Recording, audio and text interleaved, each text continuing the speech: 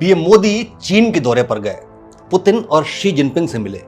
पूरी दुनिया में खबरें चल गईं और रूस चीन भारत के गठजोड़ की बातें होने लगी।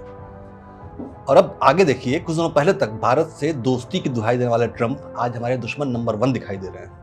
ये क्या हो रहा है? मामला क्या है? दरअसल बात ये है भाई साहब कि भावनाओं पर काबू रखिए, ये कूटनीति बड़ी जालिम होती है।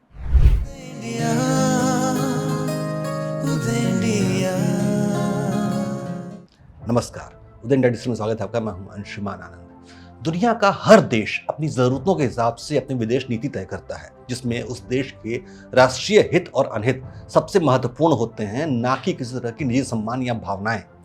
उदाहरण के तौर पर आप देख लीजिए, बीते कल तक मोदी जी से गलबहियां करने वाले ट्रंप आज भारत के लिए सबसे बुरे खलनायक के तौर पर उभर आए हैं।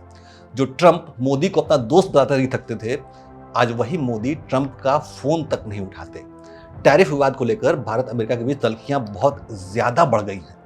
भारत ने बार बार ट्रंप के तथाकथित शांति प्रयासों के दावे को खारिज करके उनको आईना भी दिखाया है। लेकिन क्या यह अंतिम सत्य है? इसका जवाब है बिल्कुल नहीं। कल को फिर हो सकता है कि पीएम मोदी ही ट्रंप को शांति का मसीहा घोषित कर दें और उनके लिए नोबेल प्राइज की अनुशंसा भी कर दें। लेकिन शर्त यह है कि इस कदम से भारत को किसी तरह का फायदा हो रहा है या नहीं, हमारे राष्ट्रीय हित पूरे हो रहे हैं या नहीं। अब चीन को ही ले लीजिए। चंद दिन पहले पीएम मोदी चीन के दौरे पर थे, जहां रेड कार्पेट पर उनका भव्य स्वागत किया गया। एससीओ की बैठक में पीएम मोदी का विशेष रूप से स्वागत किया गया। लेकिन क्या यह अंतिम सत्य है? क्या मान लिया जाए कि भारत चीन ने अपने ऐतिहासिक सीमा विवाद और दूसरे झगड़ों से छुटकारा पा लिया है? इसका जवाब है बिल्कुल नहीं। आज रेड कार्पेट पर चीन के स्वागत को स्वीकार करते पीएम मोदी हो सकता है कि आने वाले वक्त में अंडमान की नौसैनिक कमांड को चीन की सप्लाई लाइन ब्लॉक करने का आदेश भी जारी कर सकते हैं। उसी तरह रूस से सस्ता तिल खरीद कर उसको फायदा पहुंचा रहे मोदी जी भले ही पुतिन से अपनी दोस्ती का दम भर रहे हैं, लेकिन हो सकता है कल वैश्विक परिस्थितियां बदल जाए, भारत रूस से तेल खरीदना बंद करके अमेरिका से तेल आयात बढ़ा दे और अमेरिका यूरोप के साथ व्यापारिक या सैन्य समझौता भी कर ले, बशर्ते कि भारत के राष्ट्रीय हित पूरे हो रहे हों। उसी तरह ईरान और अरब देशों में भी पीएम मोदी का जबरदस्त स्वागत किया है और कई खाड़ी देशों ने तो उनको अपने देश का सर्वोच्च सम्मान तक दिया है। लेकिन कल के लिए ऐसा भी हो सकता है कि ईरान और अरब से गले मिलते मोदी जी इजराइल को हमास पर बरसाने के लिए गोला बारूद की सप्लाई बढ़ा दें।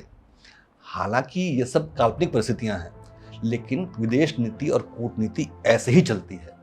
आपको अपने देश, अपनी जनता, अपनी राष्ट्रीय सुरक्षा को ध्यान में रखते हुए दूसरे देशों से संबंध बनाने या बिगाड़ने के फैसले करने पड़ते हैं। जैसे कि फिलहाल ट्रंप से दोस्ती निभाने वाले मोदी जी भारतीय किसानों के हितों की रक्षा के लिए उनसे दुश्मनी बोल रहे हैं। दरअसल वैश्विक राजनीति में कुछ भी स्थायी नहीं होता है। अगर आप सोचते हैं कि भारत उसी नीति पर चलेगा जिस पर नेहरू, इंदिरा, शास्त्री या अटल बिहारी वाजपेयी चलते थे, तो आप गलती कर रहे हैं।